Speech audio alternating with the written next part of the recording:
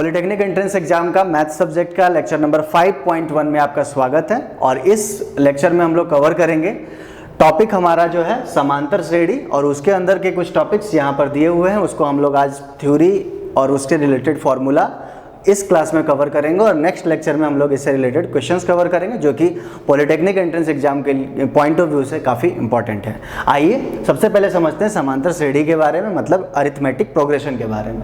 जैसे हम लोग प्रोग्रेशन की बात करें तो प्रोग्रेस मतलब कोई एक सीरीज, कोई भी नंबर्स का ग्रुप जो कि आगे बढ़ता ही बढ़ता चला जा रहा है। फॉर एग्जाम्पल 2, 3, 5, 7, 9 ऐसा कुछ मैं एक ग्रुप बना लेता हूँ। तो यहाँ पर देखा जाए तो अगर हम लोग दो लगातार टर्म्स, जो भी दो नंबर्स हैं, उन नंबर्स के बीच का अगर हम लोग डिफरेंस का बात करें कि डिफरेंस उनके बीच का कितना है, ठीक है। तो डिफरेंस की बात करें तो 2 और 3 के बीच का डिफरेंस कितना है 1, 5 और 3 के बीच का डिफरेंस कितना है 2, 7 और 5 के बीच का डिफरेंस 2, 9 और 7 के बीच का डिफरेंस 2। तो इस तरह से ये एक ऐसा प्रोग्रेशन है जिसमें कि लगातार दो पदों का जो डिफरेंस है वो सेम नहीं है, अलग अलग है। तो ये सिंपल प्रोग्रेशन है, बट अरिथमेटिक प्रोग्रेशन नहीं है। अरिथमेटिक प्रोग्रेशन मतलब समांतर श्रेणी की जब हम लोग बात करते हैं तो लगातार दो पदों के बीच का अंतर, लगातार दो टर्म्स के बीच का डिफरेंस जो है वो हमेशा सेम होता है, कॉमन होता है, ठीक है। तो हम लोग एक एग्जांपल लेते हैं समांतर श्रेणी का और समझते हैं कि समांतर श्रेणी क्या होता है। तो अगर हम लोग ऐसा कुछ लिखते हैं कि 2, 4, 6, 8, 10 इस तरह से, तो इसमें लगातार दो टर्म्स 2 और 4 के बीच का डिफरेंस 2, 4 में से 2 जाएगा 2, फिर 6 में से 4 गया 2, 8 में से 6 गया 2, 10 में से 8 गया 2। मतलब सभी लगातार अगर दो पदों की बात करें तो उनके बीच का जो अंतर है वो सेम है, कॉमन है, 2 है। इसके केस में कोई और एक एग्जांपल ले सकते हैं। जैसे मान लेता हूँ, मैं लेता हूँ 1, 4, 7, 10 ऐसा कुछ श्रेणी ले लेता हूँ। तो इसके केस में भी क्या होगा, 4 में से 1 जाएगा तो 3, 7 में से 4 गया तो 3, 10 में से 7 गया तो 3। तो इस तरह से फिर से इसमें लगातार दो संख्याओं के बीच का अंतर जो है, जो भी पद है उसके बीच का अंतर जो है वो सेम है, कॉमन है। इसमें भी 3 है, इसमें भी 3 है, इसमें भी 3 है। तो ऐसे टर्म्स है, ऐसे प्रोग्रेशन को हम लोग समांतर श्रेणी कहते हैं। ये तो आप लोग ऑलरेडी जान रहे होंगे, फिर भी मैंने एक बार रिवाइज रिकैप कर दिया।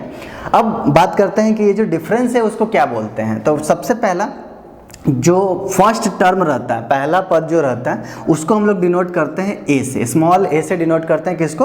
प्रथम पद को, फर्स्ट टर्म को हम लोग डिनोट करते हैं ए से, फर्स्ट टर्म को डिनोट करते हैं। ध्यान रखें कि ये जो नोटेशन है ये कॉमन है और हमेशा क्वेश्चंस बनाते समय या फिर एग्जाम में जब कोई क्वेश्चन अरिथमेटिक प्रोग्रेशन से पूछा जाता है तो ये स्टैंडर्ड नोटेशन है जिसमें कि एग्जाम में डायरेक्ट वैल्यूज भी दी हुई रह सकती है। तो इसलिए आपको पता होना चाहिए कि प्रथम पद या फर्स्ट टर्म को हम लोग जनरली ए से डिनोट करते हैं। और जो दोनों के अंतर जो बात कर रहे हैं, दो लगातार संख्याओं के बीच का जो अंतर है, डिफरेंस है, उसको हम लोग बोलते हैं कॉमन डिफरेंस। कॉमन डिफरेंस या हिंदी में अगर बोला जाए कॉमन डिफरेंस, और हिंदी में बोले तो सार्व अंतर, सार्व अंतर, ठीक है। सार्व अंतर इसलिए क्योंकि सभी का अंतर, सभी लगातार दो संख्याओं के बीच का अंतर जो है, दो पदों के बीच का अंतर सेम है, इसलिए सार्व अंतर, कॉमन डिफरेंस। और इसको हम लोग डिनोट करते हैं डी से, ठीक है। सी डी भी लिखा हुआ रहता है, लेकिन ये C D not a standard notation, D से हम लोग जनरली डिनोट करते हैं। तो इस तरह से हमारे पास प्रथम पद मिल गया ए से डिनोट किया हुआ और सार्व अंतर मिल गया डी से डिनोट किया हुआ। अब हम लोग इन्हीं टर्म्स के रूप में एक एपी को लिखने की कोशिश करते हैं, एक अरिथमेटिक प्रोग्रेशन को लिखने की कोशिश करते हैं। तो देखिए, प्रथम पद हमारा दिया हुआ है ए, पहला पद है ए। दूसरा पद क्या होगा, इसमें ए में और एक डी जोड़ देंगे, मतलब जो डिफरेंस है उसको जोड़ दिया जाएगा तो ए प्लस डी हो जाएगा। तीसरा पद क्या होगा, एक और डी जोड़ दिया जाएगा तो ए प्लस डी यानी ए प्लस 2d। और इसी तरह से हम लोग कुछ कुछ टर्म्स जैसे जैसे डी जोड़ते चले जाएंगे तो इस तरह से आगे के पद हमें मिलते चले जाएंगे। अब यहाँ पर बात की जाए तो ये कोई भी अगर हम लोग इसको बोले तो ये प्रथम पद है, इसको बोले तो हम प्रथम पद है, फर्स्ट टर्म। इसकी बात करें तो ये दूसरा पद है, सेकेंड टर्म। इसी तरह से ये तीसरा पद है, मतलब थर्ड टर्म। इस तरह से हम लोग एपी को लिख सकते हैं। अब जैसे ही हमारे पास ये क्वेश्चन आ जाता है कि nth टर्म ऑफ एपी बताइए, मतलब एपी का nवां पद बताइए, तो आइए देखते हैं उसको कैसे लिख सकते हैं हम लोग डायरेक्टली। फॉर्मूला वैसे तो एक है फॉर्मूला, वो याद रखने के बजाय समझ लेते हैं तो फॉर्मूला हमारे दिमाग में सेट हो जाएगा। बेसिकली देखा जाए तो जब हम लोग प्रथम पद लिख रहे हैं, मतलब फर्स्ट टर्म लिख रहे हैं, तो यहाँ पर डी नहीं है। जब हम लोग सेकंड टर्म लिख रहे हैं तो ए प्लस डी मतलब ए प्लस 1d है। जब हम लोग थर्ड टर्म लिख रहे हैं तो ए प्लस 2d है। इसी तरह से अगर हम लोग फोर्थ टर्म लिखेंगे तो क्या मिलेगा हम लोगों को, ए प्लस 3d। ठीक है, a+3d, क्योंकि 2d में d और ऐड करेंगे तो a+3d मिल जाएगा।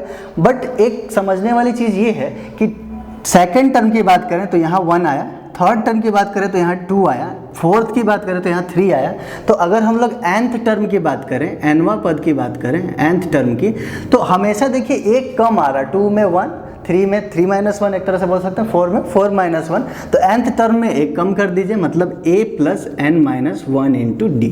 तो इस तरह से हम लोगों को nवां पद जो है वो काफ़ी आसानी से समझ में आ गया कि किसी भी AP का जो nth टर्म है, अगर हम लोग tn लिखें उसे, या कहीं कहीं an भी लिखा हुआ रहता है, tn या फिर an भी लिखा हुआ रहता है, तो उसको हम लोग आसानी से लिख सकते हैं a + n - 1 × d। और ये कैसे डिराइव हुआ या कैसे एनालाइज हुआ, सिंपली आप लोग यहाँ पर देख सकते हैं कि किस तरह से हम लोगों ने सिंपल एनालिसिस से बता दिया कि nवां पद किसी भी AP का a + n - 1 × d होगा। मतलब अगर हम लोगों को किसी भी AP का 6th टर्म निकालना है, छठा पद निकालना है, तो क्या करना है अपने को, a + 6 - 1, मतलब एक कम, यानी a + 5d। 10th टर्म निकालना है तो क्या करेंगे हम लोग, a + 9d। इस तरह से हम लोग डायरेक्टली फॉर्मूला जो है माइंड में सेट कर सकते हैं, क्योंकि एग्जाम में ये फॉर्मूला याद करके और इसमें 6 पुट करके 6 - 1 इस तरह से सोचने में बहुत टाइम लग जाएगा। इसलिए आप सिंपली ये दिमाग में सेट कर लीजिए, 12वां पद पूछा, a + 11d निकालना है अपने को। ओके, तो इस तरह से हम लोग आसान बना सकते हैं चीज़ों को और जल्दी सॉल्व कर सकते हैं। बढ़ते हैं अब नेक्स्ट टॉपिक की तरफ, और नेक्स्ट टॉपिक है हमारा सम ऑफ n टर्म्स। तो सम ऑफ n टर्म्स का वैसे तो एक डेरिवेशन है, बट डेरिवेशन में मैं ज़्यादा जाऊंगा नहीं, सिंपली आपको लर्न करा दूं कि जो आप लोगों ने सम ऑफ n टर्म्स पढ़ा था वो याद कर लीजिए, बिकॉज याद कर लेना ही बेटर होगा। और वो फॉर्मूला होता है n/2 × 2a + n - 1 × d। इसका डेरिवेशन है, लेकिन derivation exam point, polytechnic entrance exam के पॉइंट ऑफ व्यू से ज़्यादा इंपॉर्टेंट नहीं है, तो उस डेरिवेशन में मैं ना जा करके सिंपली बता दूं कि nth टर्म n पदों का योग अगर किसी भी AP का, जो कि AP हम लोग लिखते हैं इस तरह से a + d, इस तरह से, इस AP का अगर हम लोगों को n पदों का योग याद करना है तो हम लोग simply Sn = n/2 2a + n - 1 × d ये फॉर्मूला यूज कर सकते हैं।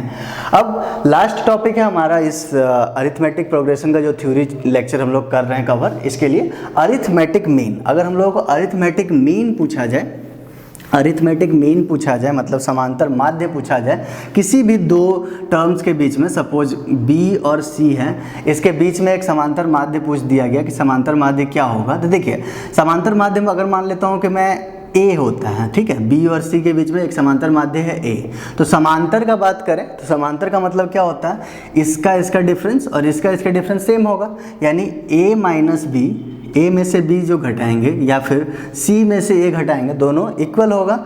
एक तरफ ले जाएंगे तो फिर देखिए क्या मिल जाएगा, ये b को उधर ले जाएंगे, a को इधर लाते हैं, तो a + a = b + c, और फिर 2a हो जाएगा, मतलब a का वैल्यू मिल जाएगा b + c / 2। तो सिंपली समझ सकते हैं अगर हम लोगों को समांतर माध्य किसी भी दो संख्याओं के बीच में निकालना है तो हम लोग क्या करेंगे, दोनों को जोड़ देंगे और / 2 कर देंगे। तो इस तरह से हम लोग समांतर माध्य, यही हमारा समांतर माध्य है जो कि हम लोगों ने काफ़ी आसानी से निकाल लिया। ठीक है, तो आई होप ये क्लास आपको अच्छी तरह से समझ में आया होगा, और इससे रिलेटेड कुछ क्वेश्चंस जब नेक्स्ट क्लास में करेंगे तो और ज़्यादा ये अरिथमेटिक प्रोग्रेशन जो समांतर श्रेणी जो चैप्टर है ये ज़्यादा क्लियर होगा, और आपको पता चलेगा कि पॉलिटेक्निक एंट्रेंस एग्जाम में किस टाइप के क्वेश्चन इस टॉपिक से रिलेटेड पूछे जाते हैं। So thank you so much for watching this video.